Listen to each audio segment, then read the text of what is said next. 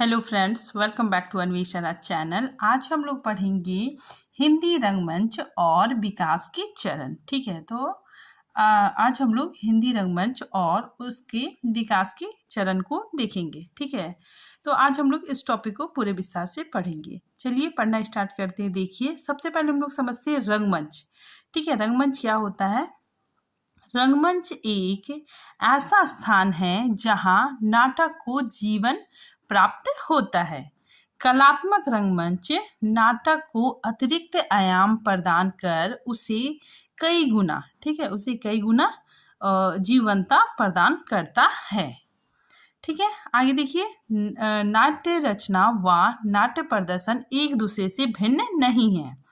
रंगमंच और नाटक का विकास एक दूसरे से अंतः संबंधित है। ठीक है, अब आगे देखिए, भरत मुनि ने 3 प्रकार के रंगशाला का उल्लेख किया है। ठीक है, तो देखिए, भरत मुनि ने 3 प्रकार के रंगशाला का उल्लेख किया है: आयताकार, वर्गाकार और त्रिकोण। अब देखिए हिंदी रंगमंच। ठीक है, हिंदी रंगमंच का सामान्य परिचय। ठीक है, देखिए हिंदी रंगमंच संस्कृत, ठीक है, हिंदी रंगमंच संस्कृत, लोक और फारसी रंगमंच की पृष्ठभूमि का आधार लेकर विकसित हुआ है।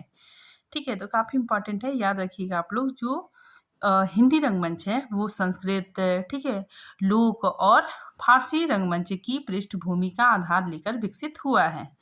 ठीक है, आगे देखिए, भरत मुनि ने नाट्य शास्त्र में नाट्य शब्द का प्रयोग केवल नाटक के रूप में ना कर व्यापक अर्थ में किया है। ठीक है, तो भरत मुनि ने नाट्य शास्त्र में नाटक शब्द का प्रयोग केवल नाटक के रूप में ना करके बहुत व्यापक अर्थ में किया है। ठीक है, जिसके अंतर्गत रंगमंच, अभिनय, नृत्य, संगीत, रस, वेशभूषा, रंग शिल्प, दर्शक आदि सभी पक्ष आते हैं।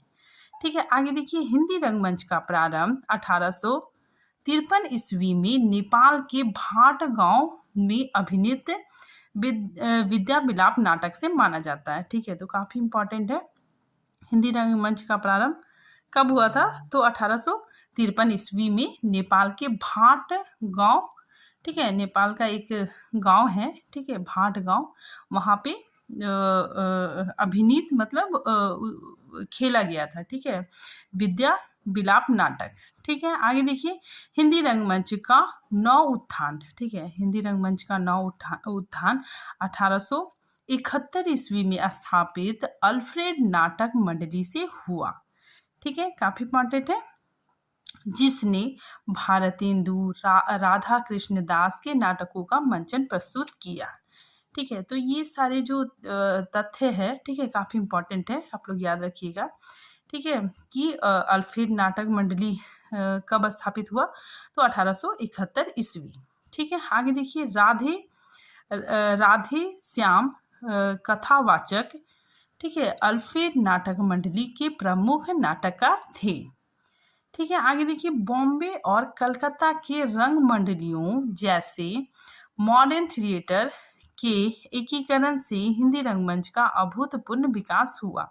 ठीक है, तो यहाँ बताया जा रहा है कि बॉम्बे और जो कलकत्ता की जो रंग मंडलियाँ थी, ठीक है, वो क्या हो गया? वो मॉडर्न थिएटर में आके एकीकृत हो गया। ठीक है, तो मॉडर्न थिएटर के एकीकरण से हिंदी रंगमंच का अभूतपूर्व विकास हुआ।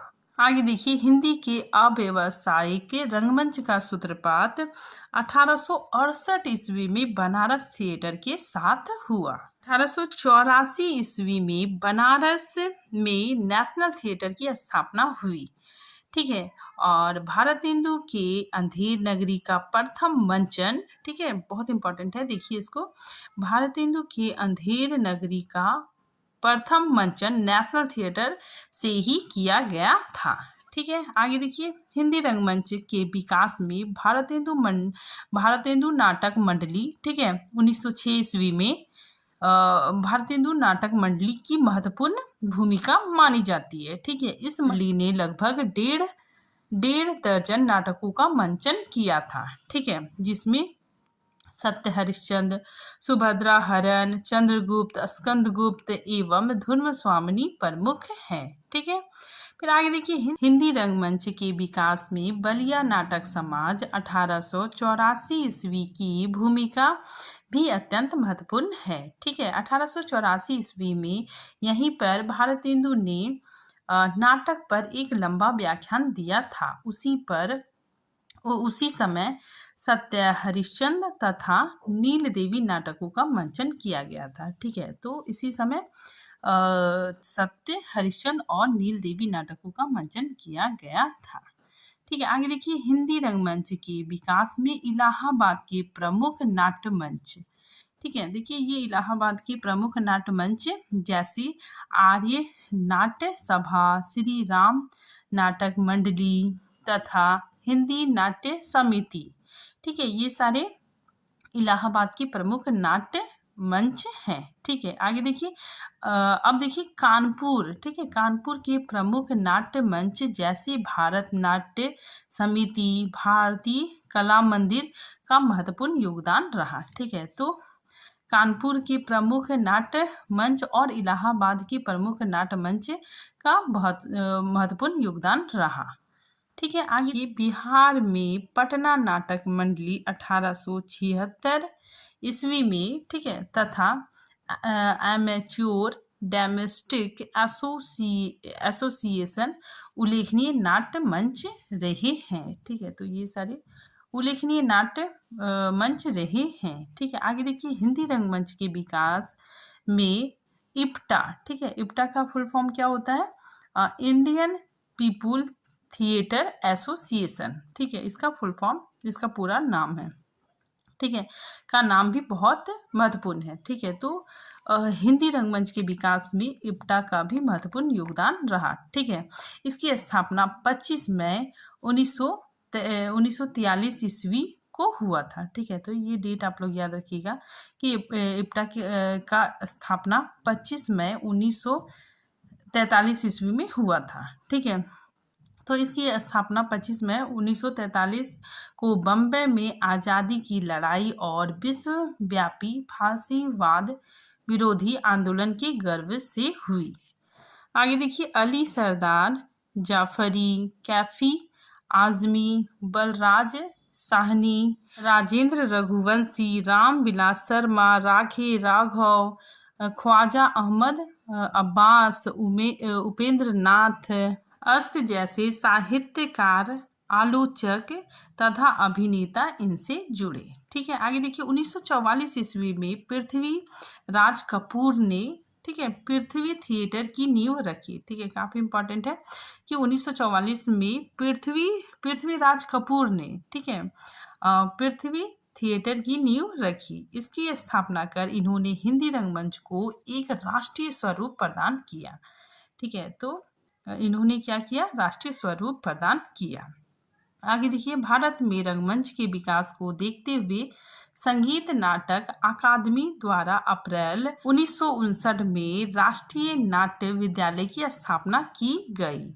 ठीक है, इसके प्रथम निर्देशक इब्राहिम अल काजी ने हिंदी नाट्य और रंगमंच को नग्न व उपेक्षित स्थितियों से ऊपर उठाकर, ठीक है, बड़े फलक पर प्रतिष्ठित करने का उल्लेखनीय कार्य किया। ठीक है, आगे देखिए हिंदी रंगमंच के विकास में एक महत्वपूर्ण घटना कहानी के रंगमंच का उदय हुआ। ठीक है, कहानी के रंगमंच का उदय हुआ। कहानियों को जो का तो मंचित करने का आरंभ देवेंद्र राज अंकुर ने किया। ठीक है, उन्होंने 1975 ईस्वी में राष्ट्रीय नाट्य विद्यालय के रंगमंडल हेतु निर्मल वर्मा की 3 कहानियां, ठीक है, धूप का टुकड़ा, 1.5 इंच ऊपर और वीकेंड, ठीक है, वीकेंड की मंचीय प्रस्तुति 3 एकांत शीर्षक से करवाई। अब हम लोग पढ़ते हैं हिंदी का लोक रंगमंच। ठीक है, देखिए लोक रंगमंच मतलब क्या होता है? जो मतलब रामलीला होती है, ठीक है, रासलीला होती है, ठीक है, वही लोक रंगमंच कहलाती है। ठीक है, मतलब लोक रंगमंच के अंतर्गत रामायण, कृष्ण लीला, महाभारत आदि प्रमुख आते हैं। ठीक है, चलिए आइए इसको पूरे विस्तार से पढ़ते हैं। देखिए, लोक रंगमंच की संज्ञा उन नाट्य रूपों को दी जाती है जो समुदाय के आनंद व उल्लास की सामूहिक अभिव्यक्ति होते हैं, ठीक है, तथा समाज में प्रचलित रूढ़ियों, धार्मिक अनुष्ठानों तथा लोक कथाओं, ठीक है, लोक कथाओं से जुड़े हैं। हिंदी लोक रंगमंच पर महाकाव्य, लोक कथाओं, पुराणों आदि का निरंतर मंचन किया जाता है, ठीक है। तो लोक रंगमंच पर महाकाव्यों, लोक कथाओं, पुराणों आदि का निरंतर मंचन किया जाता है, ठीक है, जिसमें रामायण, कृष्ण लीला, महाभारत आदि प्रमुख है, ठीक है। आगे देखिए, आधुनिक हिंदी नाटककारों के नाटकों का मंचन भी बड़ी कुशलता से किया जा रहा है, ठीक है। फिर आगे देखिए, हिंदी भाषा के साथ साथ उनकी बोलियों के क्षेत्र में भी भिन्न भिन्न शैलियों में नाटकों का प्रदर्शन किया जाता रहा है, ठीक है, जिसमें प्रमुख शैलियाँ निम्न है, ठीक है। देखिए, नौटंकी ये क्या है? देखिए, नौटंकी यह गे नाटक है, ठीक है, और इसका प्रदर्शन उत्तर प्रदेश, पंजाब और राजस्थान में होता है, ठीक है। आगे देखिए, ख्याल, ठीक है, ख्याल लोक नाट्य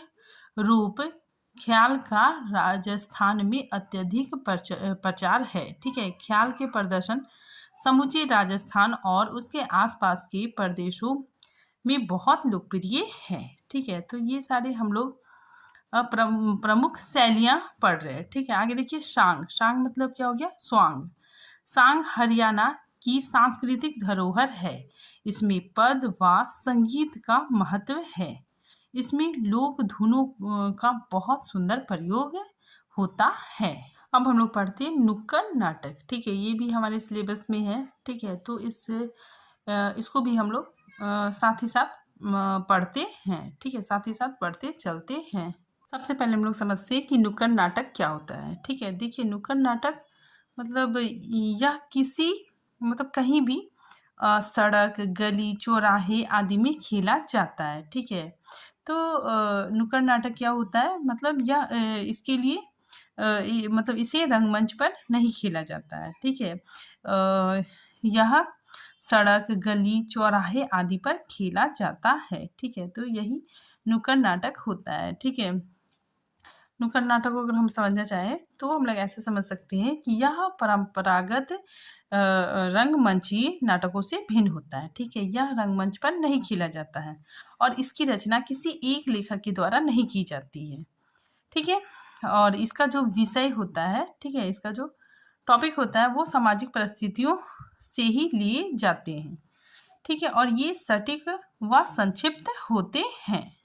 आइए देखिए, हम लोग पढ़ना स्टार्ट करते हैं। नुक्कड़ नाटक 1975 ईस्वी से 1984 के दशक में एक आंदोलन के रूप में उभर कर आया, ठीक है। आगे देखिए, आम जनता तक और अधिक व्यापक पहुंच सुनिश्चित करने हेतु और एक आम बोलचाल की भाषा में जन समस्याओं को संबोधित करने की जरूरत ने नुक्कड़ नाटक के